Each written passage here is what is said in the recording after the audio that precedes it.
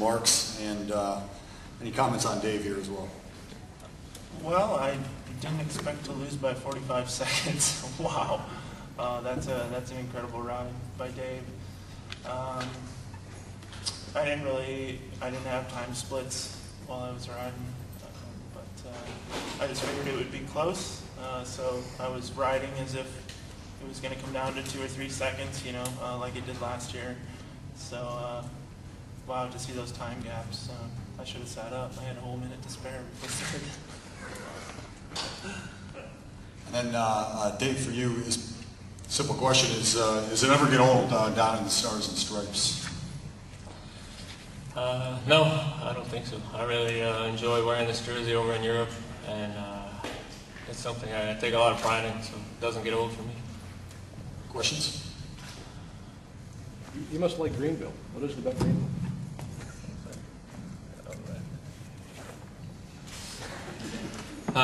Yeah, Greenville's a nice city. I've been coming here the last 4 years. It's nice. It's kind of, I'm comfortable with it now. Something about it brings out the best in you? Not necessarily. It's a nice hotel. It's got a HDMI hookup and a TV, which comes in handy for a man like me.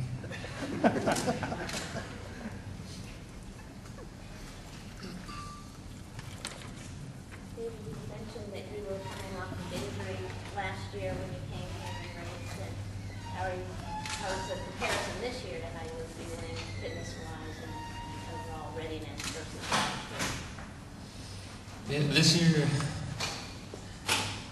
it's been a longer season. I've raced a lot this year, more than I ever have really in a season. So I came here feeling a little like tired, maybe a little fatigued, but I also came here knowing that I was healthy, and so that was a good feeling to have. So I just gave it my all, and it worked out. You mentioned in Utah that you were dusting the cobwebs off and you had a bit of trouble getting out on the bike since you got back from Europe in early August. What did your preparation look like coming in outside of Utah, and were you surprised with how you felt out on the course today? After Utah, I did maybe, when did Utah end? Sunday? Yeah.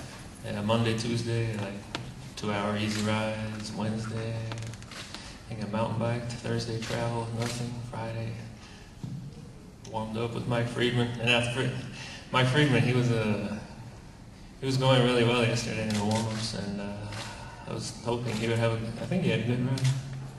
Yeah, he had a good first lap, and I knew his first lap was really fast, a 13:40, and I wasn't going to wear a radio today either, so I started the Garmin on the start line, and when I came through, it was like 40 seconds faster than him, and I think I'm having a good day, and I just said I just have to do that 2 more times, and that's what I tried to do. Dave, why'd you opt to not have a radio? I know you go back and forth. Does it just depend on how you feel that day, or? Yeah, I looked at the radio, and it just didn't feel. It seemed a little heavy, and I just didn't want to. Just didn't want it. Last year, it actually fell out of the helmet on the last lap, and I didn't want it this year. I mean, last year I knew what I needed to do. I knew what I wanted Chan to say to me, and then this year I just kind of knew I had to do the same type of thing. Tom, you go back and forth on the radio as well. It sounded like you didn't have a radio today. I ended up putting a radio in the helmet, no earpiece, just open so I could hear it. But you know, in the course, sometimes when it's windy, you can't hear it anyway. So I was missing time splits. I'm glad I didn't hear him. I would have been pretty demoralized out there. So that's one of the bad things about having a radio. If you don't like what you're hearing, then it can have a negative effect. So it didn't affect my race either way. So this course seems fairly mentally difficult. I mean, you're in and out of the chicanes all around the course in different directions, multiple laps. Can you guys speak to that at all, and what the biggest challenge is on the Greenville TT course?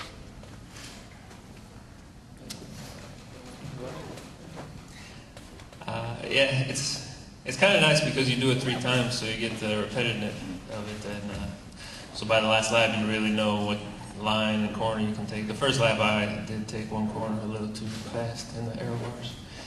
And second and third time, I fixed that mistake. And today, I think the heat may have been a little bit of a factor. I seem to be sweating profusely out there. Yeah, every time trial is challenging mentally.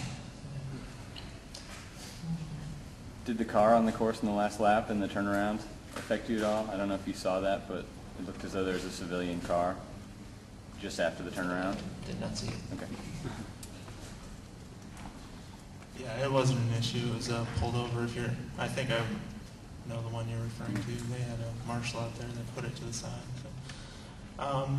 As far as this course, for me, I'm a rhythm rider, and it's hard to get into a rhythm on a course like this. But I think any true time trialist likes to get into a rhythm. So we're all dealing with the same thing. So. I would like a more straightforward DT, something where longer straightaways, but it's really not as technical as it looks on paper. Like Dave was saying, you can take a lot of the corners and the bars. So yeah, it's a fair course, but I can if I were designing one for my strengths, it would be a little different. How's that? Tom, what about the heat for you today? Was heat a factor at all? How are you feeling? No, I had some ice at the start, and that seemed to keep me pretty cool. The big decision for me was whether or not to take a bottle, and I opted not to. Just one less thing to think about. So I was getting kind of thirsty by the end, but I don't think that really affects your ride too much. But yeah, it was definitely warm, but that's what to expect when you come down to South Carolina in August and September. So. I think we all prepared for it, at the very least mentally. So.